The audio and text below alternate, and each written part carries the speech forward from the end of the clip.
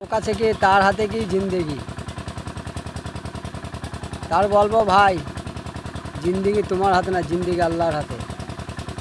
তুমি মনে করো যে জিন্দেগি মরে গেলাম, হয়ে গেছে, কিচ্ছু হয়নি। দুনিয়ায় খেলা করার জিন্দেগি,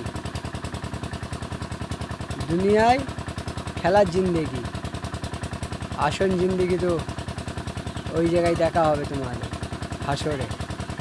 ভুলে যেও না ভাই, এখন তোমার বাড়ি ঘর কিচ্ছু থাকবে না। আর আরও একটা বিষয় বলি, যারা বলে না আমার জমি, আমার বাড়ি, আমার গাড়ি, আমার অহংকার দেখায়, তাদের বিষয়েও বল ভাই, অহংকার কতদিন।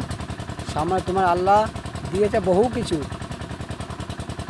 দিয়েছে, কিন্তু তাও তোমার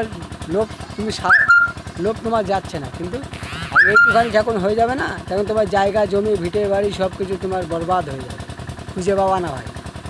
এ আমার কথা নেই, হাদিসির কথা, আমার আর তোমার কথা নাই যে চামড়ার মুখ দিয়ে বলে দিলাম হয়ে গেল, কিচ্ছু হয়নি ভাই। খেলার জিন্দেগি, খালি খেলার জিন্দেগি ভাই।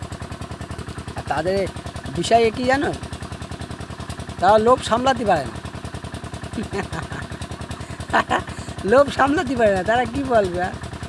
লোভে মৃত্যু বলে না, লোভে মৃত্যু হয়, যে আমিই খাবো, আমি সব কিছু করবো, কিন্তু ভুল। যার আল্লাহ দেয় না ভাই, তার জিনিস ফুরোয় না, তার জিনিস ফুরোয় না।